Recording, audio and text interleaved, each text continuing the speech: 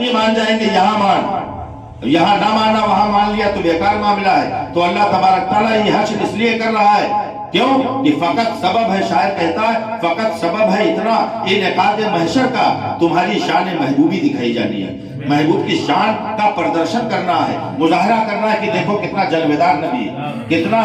اللہ کا محبوب نبی، اس لیے یہ قائم کیا گیا۔ اب آقا فرماتے ہیں کہ وہ گنہگار بندہ اس کو لے کر جب فرشتے کہیں گے یا اللہ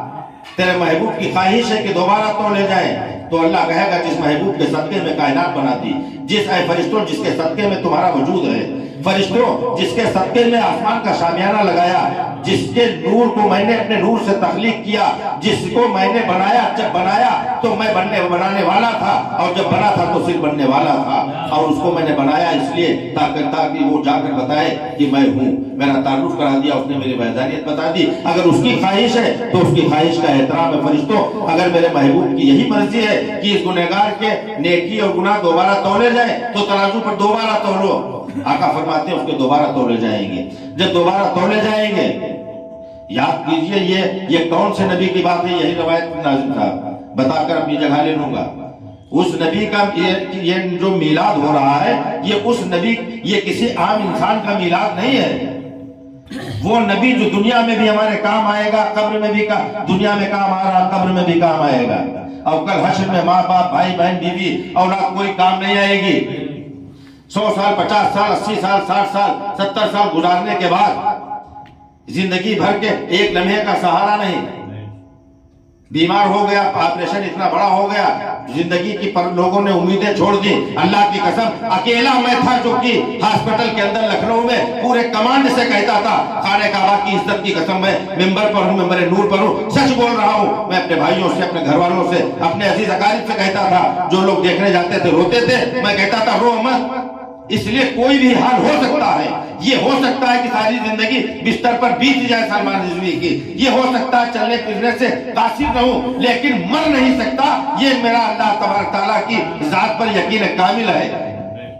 کہتے تھے کس یقین سے بول رہا، میں کہتا تھا پنجتن کی عنایت میرا یقین ہے، مجھ پر پنجتن کا کرم ہے، پنجتن پاک کا کرم ہے، میں مروں گا نہیں دنیا اور باقی کچھ ہو جائے، اور آج آپ کے سامنے روبرو خطاب کر رہا ہوں۔ یہ پاک پنجتن کا کرم ہے، جسے پنجتن سے پیار نہیں، ہمیں اس کے کلمے پر اعتبار نہیں، پنجتن کو ہٹا دیا پھر دین میں اللہ کی قسم کچھ بچتے نہیں۔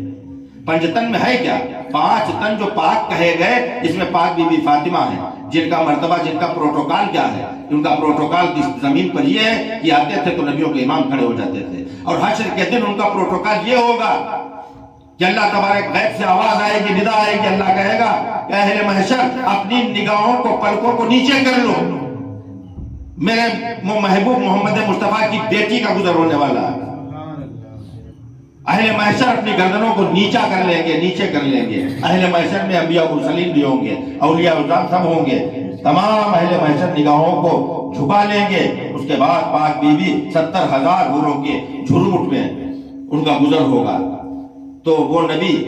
میں یہ کہہ رہا تھا، بات کو مختصر کر رہا کہ دنیا میں کام آ رہا ہے۔ جب اپنی عمر جینے کے بعد آدمی دنیا سے رخصت ہو جاتا تو یہ جو لوگ مٹھی مٹھی خاک لے کر دوست آئے وقت دفن زندگی بھر کی محبت کا صلہ دینے لگے۔ ابھی دفن کیا گیا، پٹرے لگائے گئے، ارے وہ منظر اپنے سامنے رکھیے کہ گھر میں جب انتقال ہو گیا اور ہونے کے بعد ہم کو یہ لٹا دیا گیا، ایک تختہ منگایا گیا، اس پر لٹایا گیا۔ اب کسی کو فرصت یہ بھی نہیں ہے کہ سلمان رضوی کے بدن سے ای بٹن کو کھولا جائے، بلکہ اتنی جلدی ہوتی گھر والوں کو ہم کو باہر کرنے کی، جن کے لیے ساری زندگی ہم نے صرف کری۔ اب گھر کے اولاد وہی اولاد جس کے لیے جھوٹ بولا کرتے تھے، وہی اولاد جس کے لیے اچھا برا کو پہچانا نہیں کرتے تھے، وہی اولاد جن کے لیے ہم بڑوں سے بدتمیزیاں کر جاتے تھے، وہی اولاد جس کے لیے ماں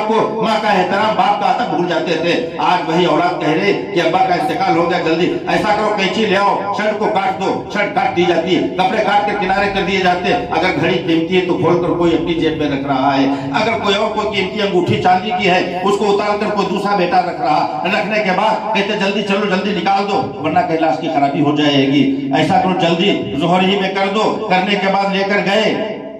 اب لے جانے کے بعد مانا کہ گھر سے تربت دور نہ تھی کچھ ایسی، جنازہ پہنچا دیا میرا کاندھا بدل بدل کے، پٹرے لگانا شروع کر دیے، جن کو ساری زندگی جن کے ساتھ اٹھے بیٹھے، جن کے ساتھ محبتیں وفائیں اٹھائے، اب وہی دوست मुट्ठी मुट्ठी खाक डालकर उसके बाद पलट गए। पटरे हैं, पटरों के ऊपर मिट्टी है, मिट्टी के ऊपर मिट्टी डालने वाले एक चादर डालकर पानी डालकर चले गए। अब जो अंदर मुर्दा लेटा, जो इंसान लेटा है, जो मुस्तफा का उम्मती लेटा है, वो उन्हीं प्यारों की आवाज सुन रहा है, उनके जूते चप्पलों की आवाजें उसके कान में, लौटते हुए कदमों के आहट उसके कान में जा रही है। अब आहट धीरे धीरे कम होती जा रही है, आवाज कम होती जा रही है। अब अंदर समझ गया कि अब बहुत दूर निकल गए। जिनके लिए जिंदगी भर जो कहते थे तुम्हारा साथ निभाएंगे, आज बहुत दूर चले गए। बीवी कहती थी कि तुम्हारे बगैर जिंदा नहीं रह पाएंगे, आज कब्र की तन्हाई है और हम हैं, कोई नहीं है। अहबाब भी चले गए, घर के लोग भी चले गए। अब वो आवाजें आना भी कदमों की बंद हो गई। अब ऐसे में कब्र की तारीकी है,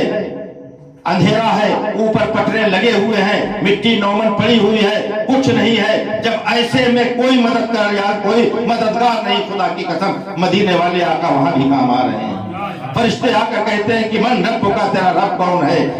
कहता बंदा मेरा रब अल्लाह है। माँ दीन का, तेरा दीन कौन है? मुझसे मरकज में पूछा नकीरैन ने, मन रब का और माँ दीन का। मैंने हंसकर दुरूद मुअज़्ज़म पढ़ा, वो मुंह मेरा देखते रह गए।